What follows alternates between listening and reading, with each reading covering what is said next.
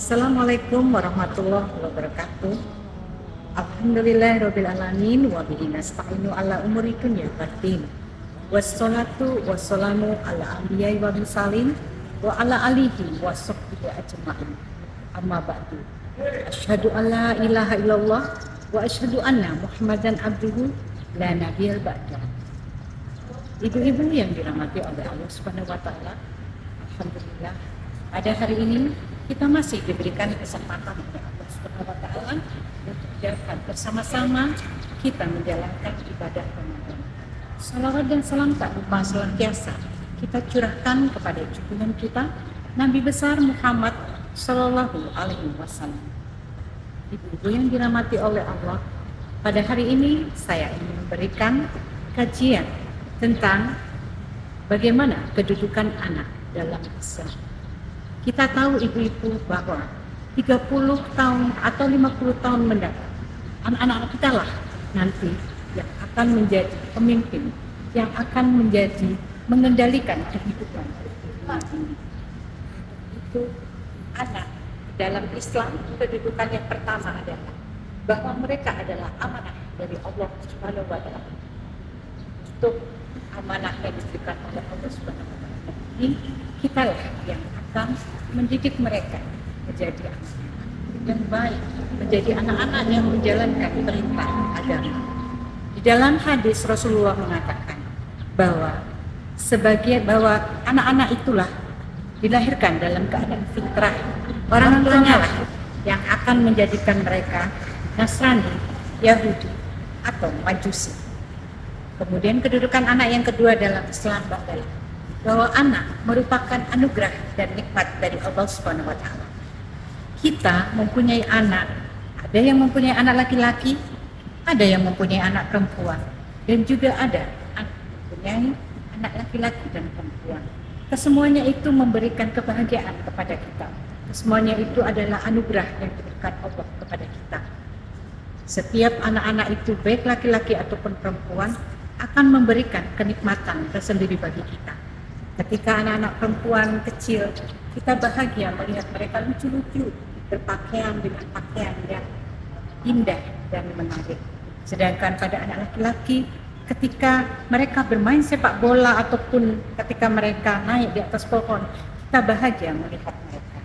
Jadi anak-anak itu adalah anugerah dan nikmat yang diberikan oleh Allah Subhanahu wa taala. Yang ketiga, ternyata kedudukan anak juga merupakan ujian dan cobaan bagi orang tua.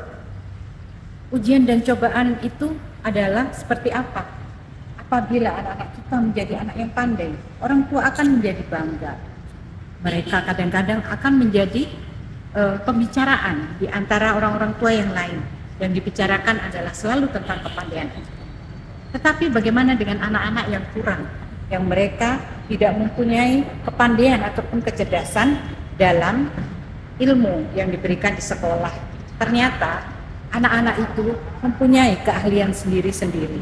Kita harus bisa mengarahkan anak-anak kita menjadi anak-anak yang mempunyai karakter tersendiri dan mereka mempunyai spesialisasi sendiri. Tidak perlu kita bangga hanya dengan anak yang mereka cerdas hanya di sekolah saja. Kita juga harus bangga bahwa ketika anak-anak tidak cerdas di sekolah, ternyata mereka juga bisa melakukan ataupun mempunyai keahlian tertentu yang membanggakan juga orang tuanya. Kemudian berikutnya yang keempat adalah bahwa anak adalah merupakan penerus generasi kita, penerus keturunan kita. Maka sebagai orang tua, kita hendaklah memberikan kepada anak-anak kita itu adalah yang terbaik. Kita memberikan anak-anak kita pendidikan yang baik, pendidikan dalam agama, pendidikan di sekolah, dan pendidikan di luar sekolah. Jadi sebagai penerus garis keturunan tadi, kita bisa melihat dalam surat Al-Baqarah ayat 133. Ketika Nabi Yakub saat mau akan menyebut Nabi Yakub, dia berkata kepada anak-anaknya, "Apa yang kamu sembah sepeninggalku?"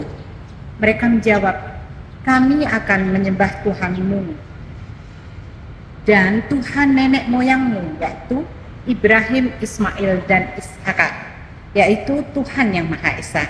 dan kami hanya berserah diri kepadanya.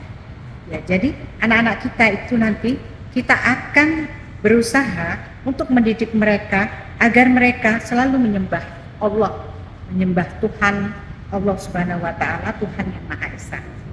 Kemudian kedudukan yang kelima adalah pelestari pahala bagi orang tua.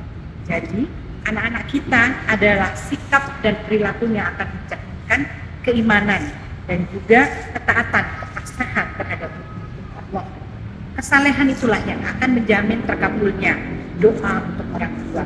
Disebutkan dalam hadis dari Abu Hurairah, Rasulullah bersabda, apabila manusia itu meninggal, maka ada 3, terputus segala amalnya kecuali 3, yaitu pertama, sedekah jariah, kedua, ilmu yang bermanfaat, dan yang ketiga, anak soleh yang mendoakan orang tuanya. Ketika kita mendidik anak-anak kita untuk menjadi anak-anak yang soleh, maka mereka nanti akan menjadi amal jariah bagi kita, yaitu akan selalu mendoakan kita. Yang terakhir adalah bahwa anak itu adalah makhluk independen. Yang dimaksud dengan independen adalah bahwa mereka mempunyai takdirnya tersendiri. Mereka tidak akan dipaksa oleh individu lain, termasuk juga kedua orang tuanya. Jadi kita tidak bisa memaksa anak-anak kita untuk menjadi seorang ustadz misalkan, menjadi seorang dokter, gitu. Tapi itu adalah keinginan dari anak-anak itu sendiri dan juga keahlian mereka, bakat ataupun yang kemauan kesenangan mereka. Kita harus mengikuti kesenangan anak kita. Jangan kita memaksakan kehendak kita. Karena setiap manusia lahir di dunia ini nanti akan mempertanggungjawabkan sendiri perbuatannya sendiri. Seperti dalam Quran surat An-Najm ayat 39 sampai 41. Dan bahwa manusia hanya memperoleh apa yang diusahakannya, dan sesungguhnya usaha itu kelak akan diperlihatkan kepadanya dan akan diberi balasan dengan balasan yang paling sempurna. Kelak anak-anak kita akan bertebaran di muka bumi, dan mereka yang akan meninggikan kalimat Allah, mengendalikan kehidupan ini, tetapi hati mereka merindukan kehidupan kampung akhirat. Mereka anak-anak bukanlah anak-anak yang sekedar cerdas otaknya, dan itu semua terwujud jika kita tidak mempersiapkannya hari ini. Saya, Dr. Hewan Cipung Multri Suryandani, Ketua PW Salimah NTB, mengucapkan selamat menjalankan ibadah Ramadan. Semoga amalan kita di bulan ini mendapatkan balasan dari Allah Subhanahu wa Ta'ala.